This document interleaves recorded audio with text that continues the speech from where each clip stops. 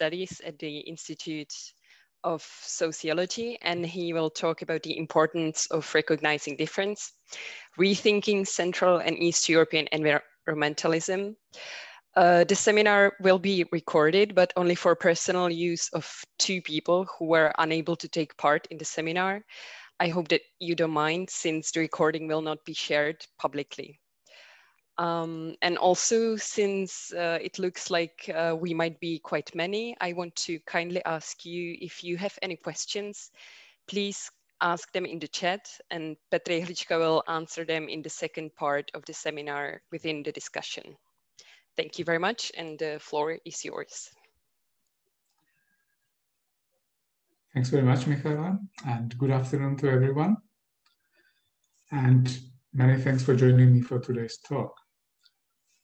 I'd like to thank the organizers of this seminar series for the invitation and for the opportunity to share with you the results of my cooperation with Kerstin Jacobsson from the University of Gothenburg in Sweden. This cooperation resulted in an eponymous paper that has just been published in Political Geography as an open access article. It happened last Friday.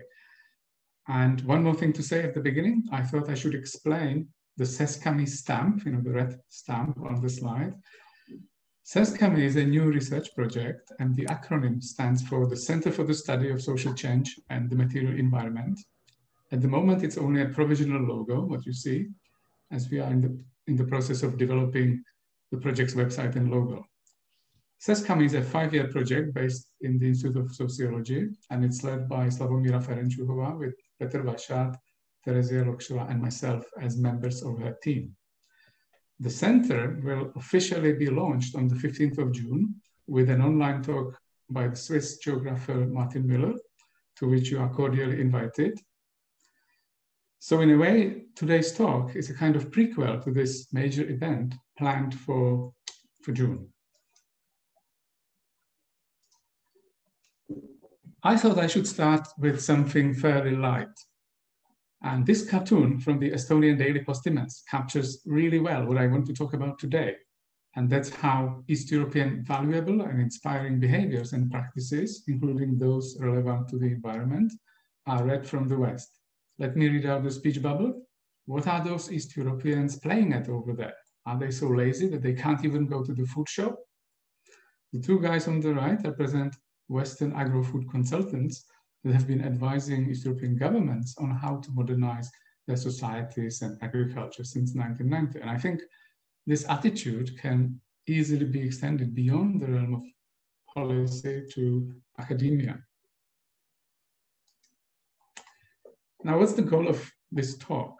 It seeks to reposition and reassess the value of the specificities of Central and East European environmentalism, and to present these specificities as opportunities for the development of novel perspectives on environmental activism and behaviors and their adoption outside the Central and East European region.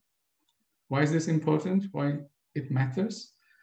We believe that in the context of the increasingly urgent search for alternative trajectories towards sustainability, it's becoming untenable to justify ignoring the specific features of Central and East European environmentalism and to dismiss them as simply undeveloped. And this is how I will proceed to make that argument. I'll start by briefly locating the studies of Central and East European environmentalism in wider academic debates. I will then proceed to outlining the generally low standing of social science knowledge from the European East in the hierarchy of knowledge production. Third, I will show how, despite the changing emphasis in research on Central and East European environmentalism, there has been no change in the assumption that knowledge obtained from studies conducted in the West is directly applicable to research in this region. Next, and fourth, I'll show the inadequacy of this approach and how it precludes valuable lessons from Central and East European environmentalism to be considered elsewhere beyond this region. Fifth, I'll then highlight several features of Central and East European environmentalism that deserve wider considerations, as they hold the promise of extending the range of approaches to addressing the environmental crisis in novel but often neglected directions. And I will wrap up with a brief summary of concluding remarks. And I think you will if you decide to stay with me, you will have to endure 45 more minutes of this talk. An increasing number of works has begun to challenge the existing hierarchies in global knowledge production and raise the question, why has social science theorizations and political innovations for so long been expected to come from the West? And much of this work in sociology, anthropology, and human geography is concerned with inequalities in knowledge production and circulation on the axis between the global North and the global South. However, more recently, there has been an interest in urban geography and also agri-food studies in challenging Western dominance in knowledge production, also from the perspective of the European East. And this talk brings these debates to a research area which has so far, in my view, been neglected in these exchanges. It aims to problematize the dominant approach to research on post-1989 Central and East European environmentalism. And the article I mentioned earlier, and whose title you can see here, written with Kerstin Jacobsson, provides a basis and kind of spine for this talk. But I will also revisit several other articles I co-authored in the past as I can go along, as they help me to develop my overall argument. Now, since the initial focus on the role of environmental dissent in bringing down communist regimes, scholarship on Central and East European environmentalism has diversified and undergone shifts in focus. However, the perspective from which it has been studied has remained largely intact. On both sides of the former Iron Curtain, researchers have read the developments in environmental thought, activism, and behaviors in Central and Eastern Europe from a Western perspective. And these comparisons with Western models have led to negatively connoted assessments equating Central and Eastern Europe with insufficiently developed forms of engagement in environmental matters. There is an assumption in the dominant literature that Western environmentalism represents a yardstick against which its Central and East European variant should be assessed. In this logic, West European environmental attitudes constitute mainstream and a norm against which the degree of convergence or divergence of East European attitudes is assessed. And this underpins much of existing scholarship and policymaking and reifies the notion that knowledge generated in Western context is universally valid, while knowledge produced in the Central and East European region is only of local and limited importance.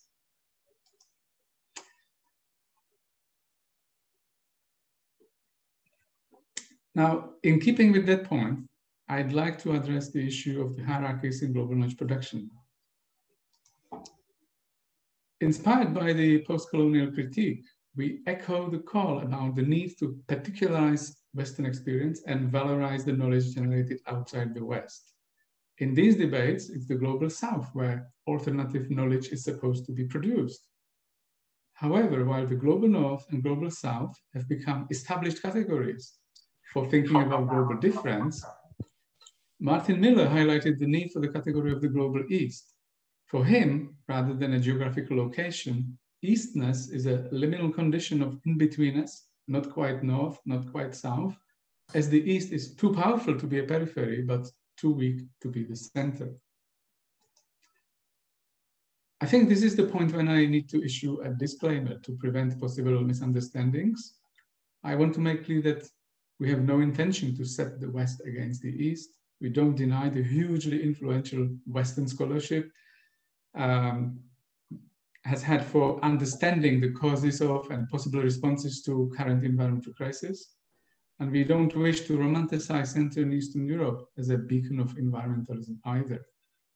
At the same time, however, we believe that the dramatic deepening of the environmental crisis demands the extension of the search for insights and inspiration beyond the Western core of knowledge production. Now, to achieve that requires adoption of a more inclusive view of Central and East European environmentalism. This view should encompass not only political mobilization and organization on environmental matters, but also everyday practices. Such an inclusive definition is needed in our view because of Central and East European historical experiences. Informal rather than formal organizing may be the preferred choice there, and citizens may prefer to label what they do in non-political terms. And now a couple of words on the dominant account of Central and East European environmentalism.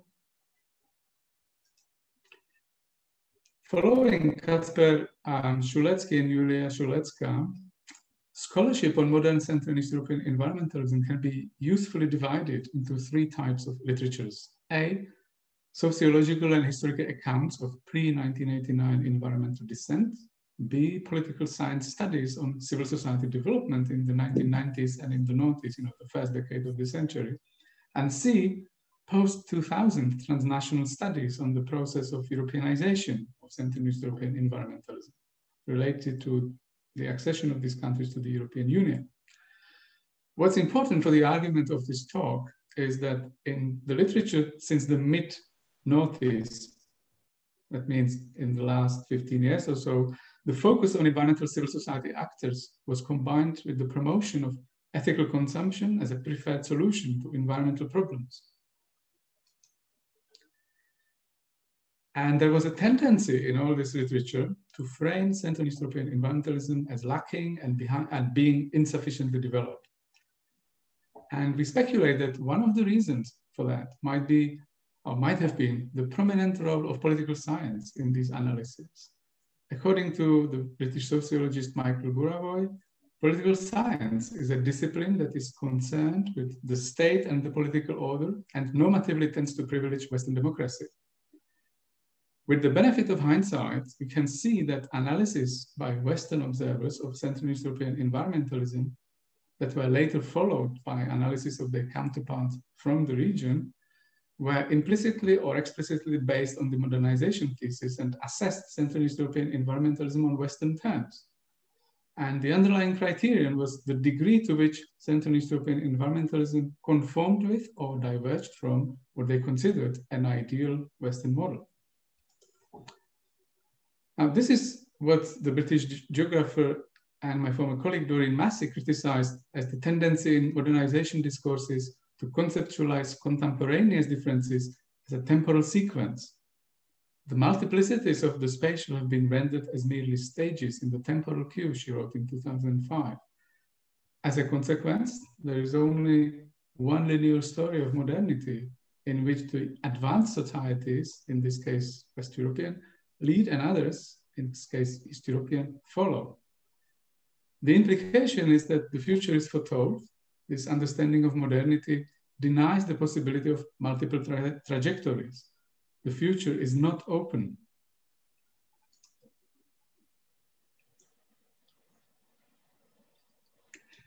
And the tendency to use Western models as benchmarks for Central and East European environmentalism was most pronounced in the literature on Europeanization.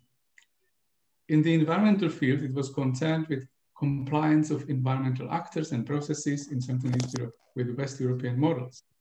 Central and East European actors were expected to change not only their strategies and interests, but also their preferences, beliefs, and expectations. So it was really a very profound change, which was expected and in fact demanded. And what's important here are the prevailing types of environmental behaviors that are used to assess Central and East European environmentalism. And these include environmental group membership, signing petitions, financial donations, and participation in protests. In brief, these are participatory behaviors associated with environmentalism in affluent Western democracies. Based on these criteria, assessment of post-2000 environmentalism in Central and East Europe were fairly negative. Let me quote one of these authors. Historically, low levels of civic engagement in voluntary organizations contrasted unfavorably with the vibrant civic landscapes of Western Europe and North America. Following this line of argument, Audrone Telesiene and Aiste Baljekiene found that the average percentage of East European populations involved in environmental behaviors in the public sphere, such as environmental group membership, petition signing, protest, was less than half, 5%, the average in West European and Nordic countries, where it was nearly 13%. And this is shown in the table on the next slide. Some observers highlighted the disinclination of Central and East European populations to engage in forms of collective action and organizational membership. For example, Tsveta Petrova and Sidney Tarov compiled a long list of East European sins. Central and East European citizens' capacity for environmental collective action was deemed to be low because of the weakening, demobilization, and even the disintegration of civil society, the increasing political apathy of post-socialist citizens, and radical or egoistic individualism, social anomalies, amoral cynicism, and paternalism. I mean, it would be really difficult to imagine a more damning denouncement of these hopeless East Europeans. And now I want to start problematizing these essentializing assessments of the unsatisfactory performance of Central and East European environmental activism and its decline, including problematization of the location of its causes in the legacy of the proscription against organized activism during the communist era and a result of economic underdevelopment. This economically deterministic understanding of environmental concern is deeply problematic and has been subject to criticism because it assumes, in accordance with the post-materialist thesis, that environmental concern only arises once society has reached a certain level of development in wealth and hence also a high level of environmental destruction.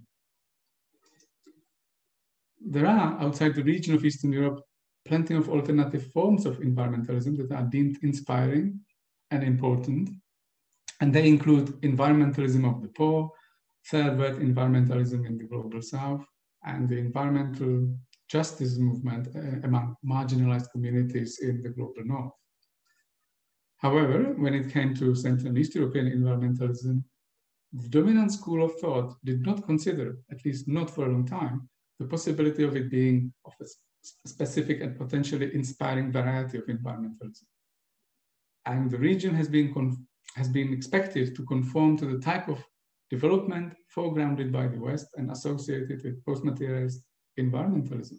It was considered only a matter of time before it develops in a very similar way.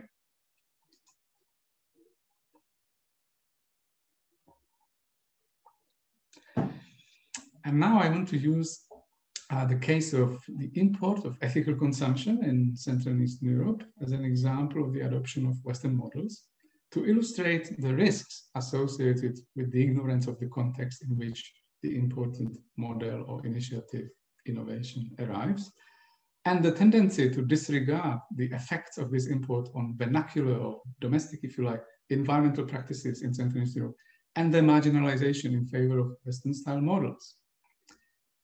And what's important to say is that research and public policy on sustainable development in Eastern Europe after the year 2000 copied or followed the developments in the West and hence also focused on environmental citizenship and the related concept of sustainable consumption. In terms of historical context, from 1994, the European Union's policies in relation to sustainable consumption were developed in parallel with initiatives of the United Nations and the Organization for Economic Cooperation and Development, the OECD, through a series of international conferences championing the concept of sustainable consumption. And there was a twofold impetus in Central and Eastern Europe for focusing on sustainable consumption in the mid-noughties, in other words, 15 years ago, roughly 15 years ago. It was the European Commission's emphasis on sustainable consumption as one of the key priorities for the EU to achieve sustainable development in the follow-up to the World Summit on Sustainable Development held in Johannesburg in 2002. And B, the extension of this strategy to achieve sustainable development in Central and East European countries during the process of their accession to the European Union. In other words, the Europeanization. What do I mean by sustainable consumption? It is a strategy to achieving sustainable development that's based on the use of market instruments of environmental policy to shift consumption patterns towards greater eco-efficiency. And it is meant to be achieved either through the reduction of resource use per consumption unit or by environmentally friendly design. These efficiency gains rest on an assumption that individual consumers' behavior is steered by things like product labeling, consumer education, and environmental taxation, and that these in turn drive market transformations towards the provision of environmentally less damaging goods and services. And I just want to draw your attention to this green box on this slide, which summarizes what the British sociologist Elizabeth Schoff calls the ABC model of public policy, which is meant to secure this process I've just described. And in this ABC, the A stands for attitudes that are supposed to drive B, behaviors that individuals choose. That's the C, they choose to adopt. A perfect example of the import of sustainable consumption in the early first decade of the century was the UNEP-run seminar under the title Sustainable Consumption Opportunities for Europe, SCOPE for short. And of course, UNEP is the United Nations Environmental Programme. The UNEP organized a series of these seminars for civil society actors in a range of Central and East European countries. In Czechia, the seminar was held on the 29th and 30th of May 2003 in Prague. So we are forever able to put an exact date on the arrival of sustainable consumption as a concept in this country. And after the seminar, Czech environmental groups were expected to embark on a series of initiatives aimed at dissemination of information to enhance the capacity of consumers to make the correct, environmentally desirable choices. And these initiatives included campaigns promoting eco-labels and establishing online calculators of ecological footprints. In practice, the 2003 seminar introduced what soon became an established approach to sustainable food consumption. And these were market-based schemes relying on ethically behaving environmental citizens, such as in organic and fair trade certifications.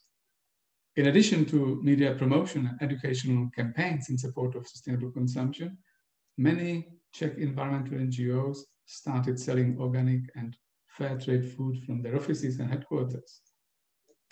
But I'd like to put it in a wider perspective.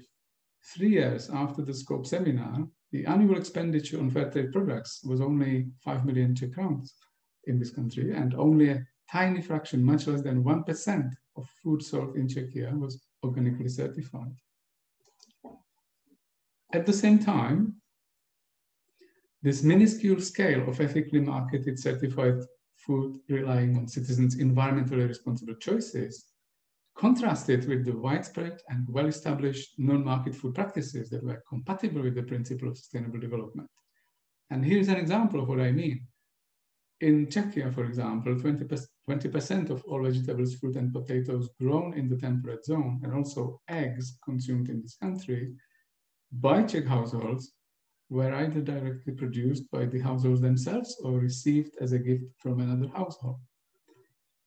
And these practices, homegrown food, food foraging, picking berries and mushrooms, for example, and sharing this food were completely ignored in campaigns by all protagonists of sustainable consumption. And at the same time, as we now know, nearly 50% of this food is produced in what I would call organically non-certified way.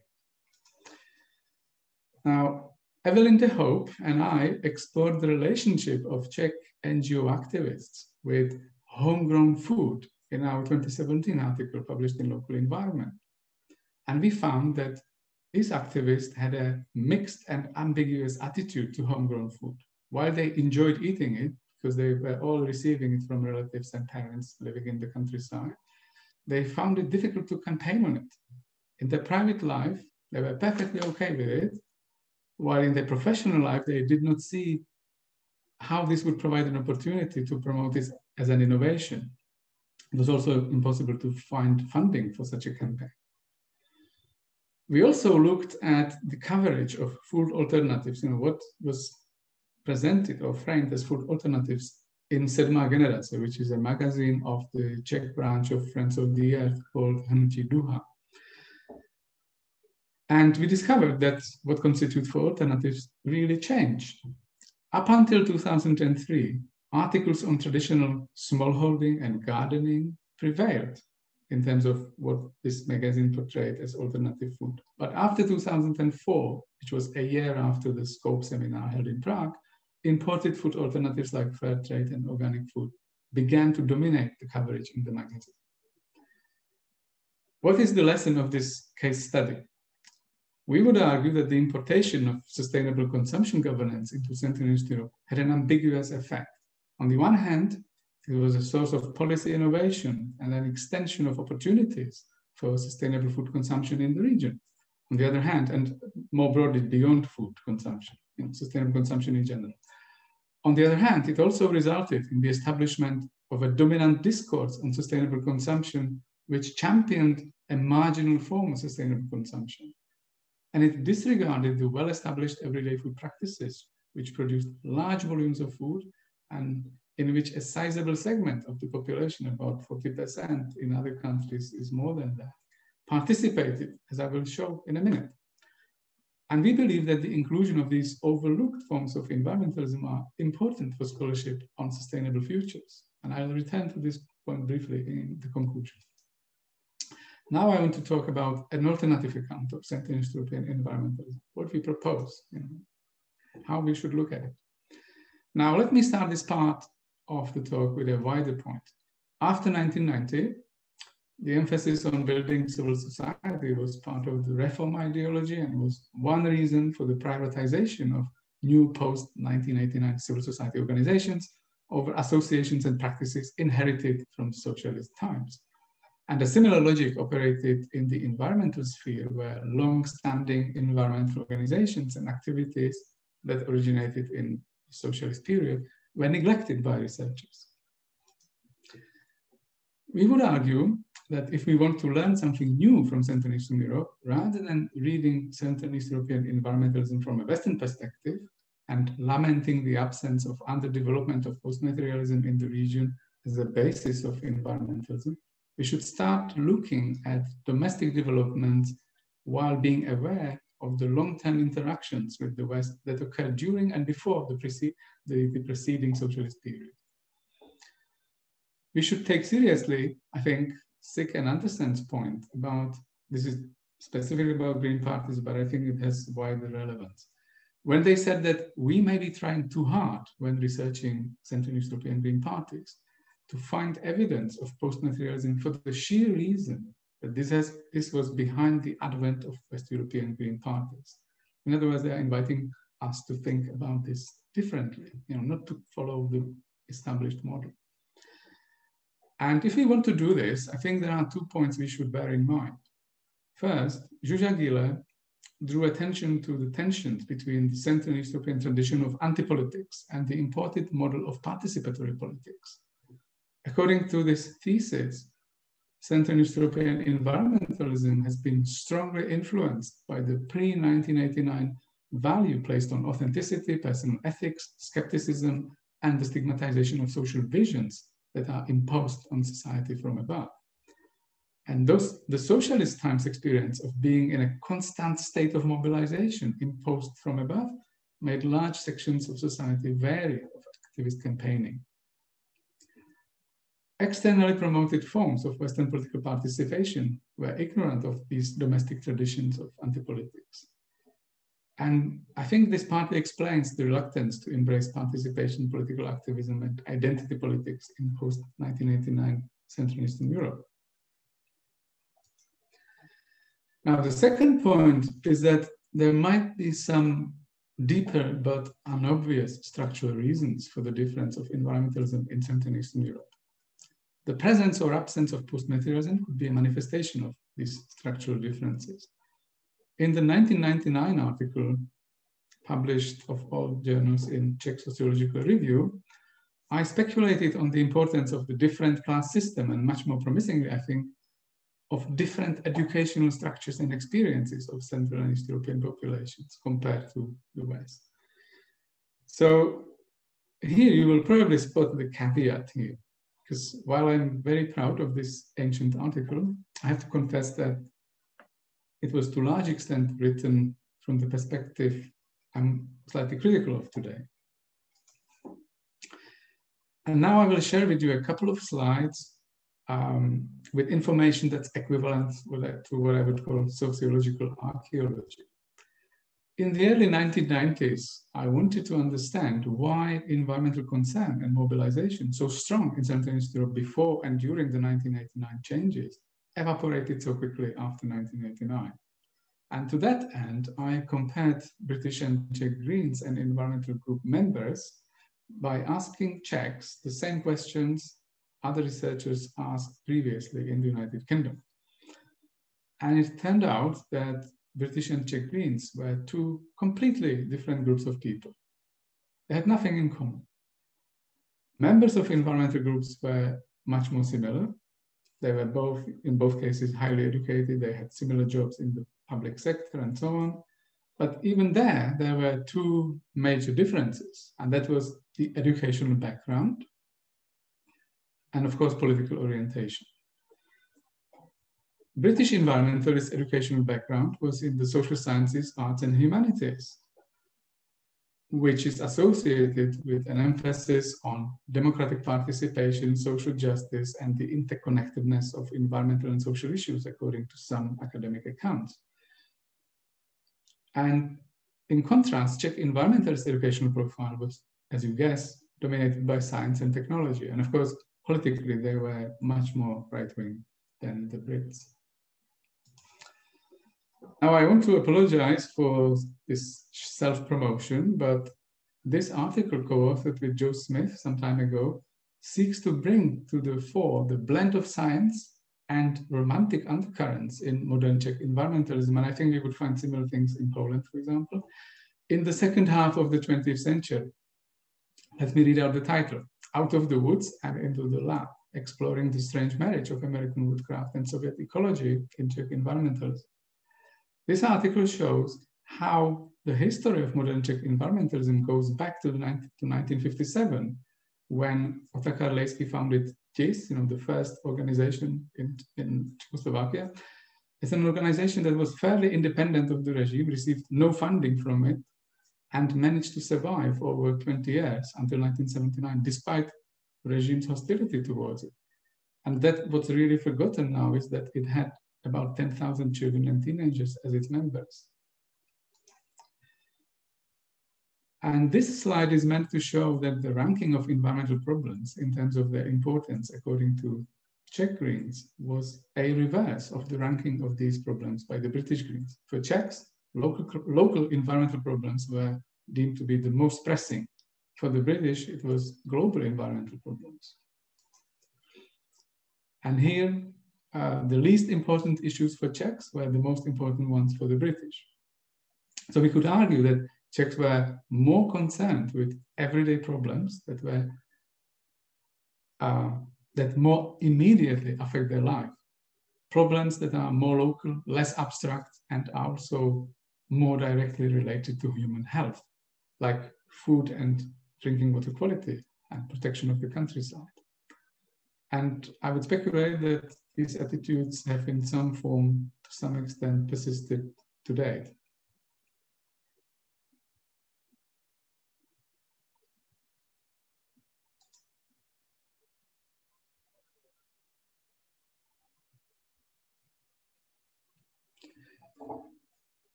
Now, we contend that we should not be dismissive of these attitudes simply because they differ from the West. We believe there is a lot to explore and learn from in the quest for developing more diverse approaches to dealing with the environmental crisis. The dominant account of Central East European environmentalism tends to overlook these traditional forms of environmental behaviors, which include participation in nature conservation brigades, the volunteer groups, formal and informal outdoor education, and everyday sustainable practices and lifestyles, including voluntary simplicity and downsizing. And the latter two are fairly radical forms of sustainable consumption.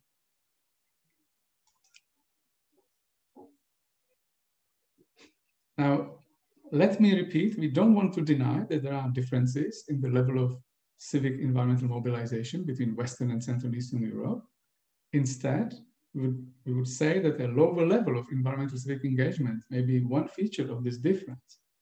What's important is that alongside the dissident style environmental politics emphasizing civic engagement, Central and Eastern Europe harbored a tradition of a strong but often invisible strands of non-political and everyday environmentalism.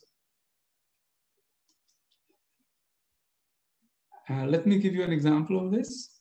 There is, in Western societies, an acutely felt crisis of children losing touch with nature and of the consequences of this for the future of nature conservation. And these include the loss of a feeling for nature and ecosystems and a decrease in environmental activism more generally. You know, where will the next generation of environmental activists come from when children are no longer interested in it? In Czechia and Slovakia, environmental activism was historically underpinned by cultural undercurrents that extolled the virtues of the direct experience of pristine, what they call pristine nature, including its character building potential and the development of practical outdoor skills. In the Czech context, movement Brontosaurus and similar organizations in Poland and Slovakia often operate under the radar are example of this. And this gave rise to the long-standing conviction in Central and Eastern Europe that education about and in nature is crucial for individual betterment, and that learning an environmentally positive lifestyle at a young age is an effective way to transform the relationship between society and the environment. And just think back to the Out of the Woods and into the lab article I mentioned a minute ago. That's exactly what we talk about in that article. Some Central and East European countries have systems of ecological education for children and youth that function outside, but in interaction with the formal school system. In Czechia, there is a network of over 90 centers of ecological education, which offers hundreds of education environmental programs aimed at school children and teachers. And most of them also provide after school, often outdoor activities for children, as well as education for the public. And similarly in Poland, there's an organization called Klub Gaia, which was established already in the 1980s and performs similar functions and collaborates with schools, provides education materials, and also on-the-ground nature experiences. These traditional and well-established features of Central East European society, such as hands-on education, contact with nature via brigades, have far-reaching effects. For example, imported food innovations such as farmers markets, community-supported agriculture, community gardening, and so on, have found fertile ground in this region. They build on the already well-established and widespread food supply chain practices of household food self-provisioning, food produced by households. Importantly, Central and East European food self-provisioning is a socially diverse and inclusive practice that people from all education, class, and occupational backgrounds engage in.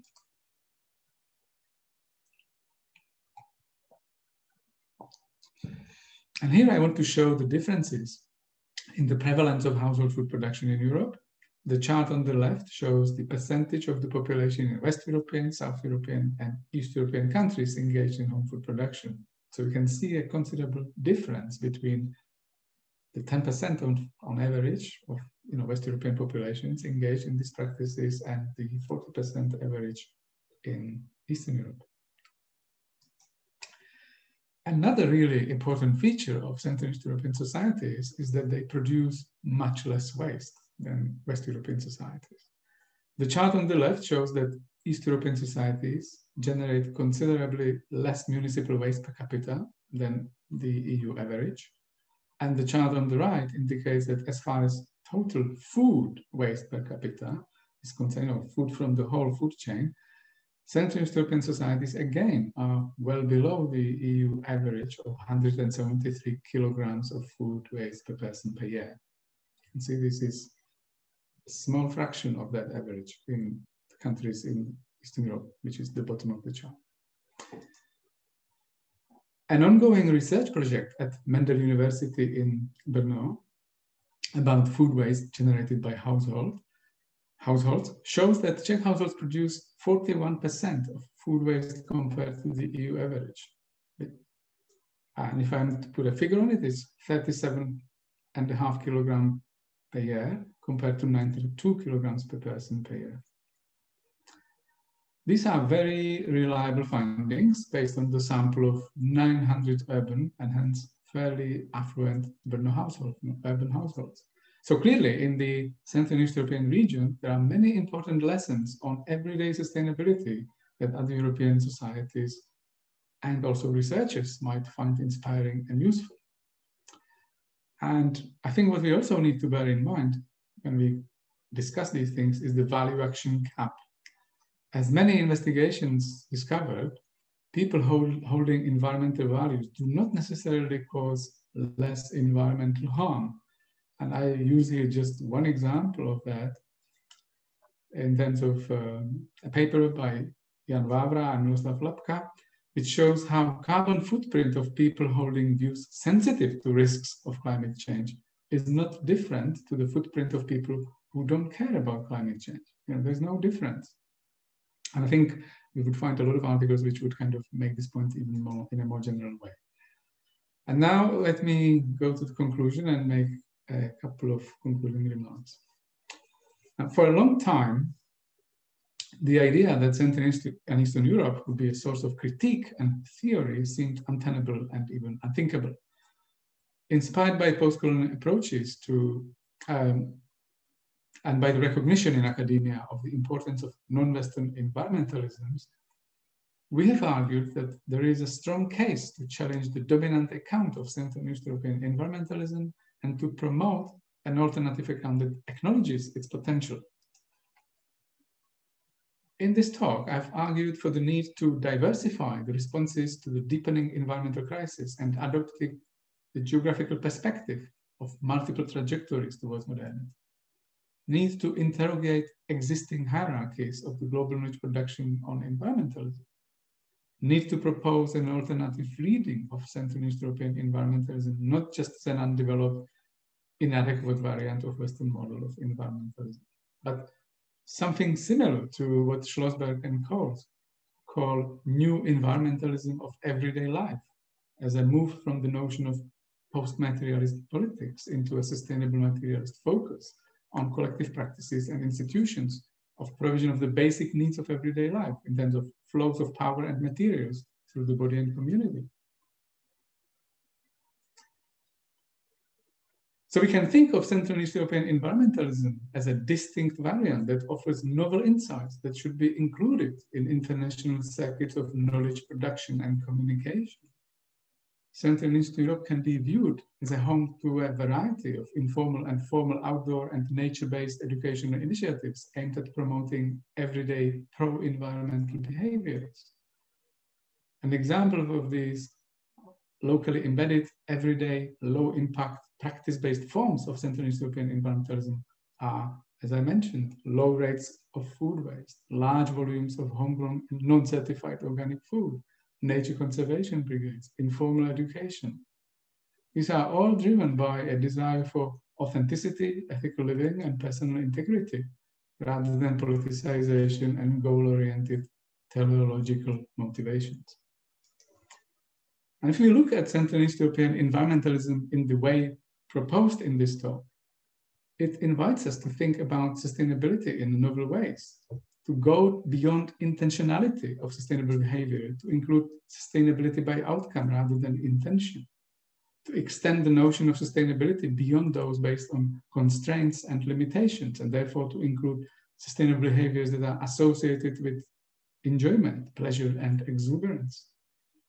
And very importantly, I think we usually think of sustainability as an outcome of developing something new, creative, innovative, and driven by technology.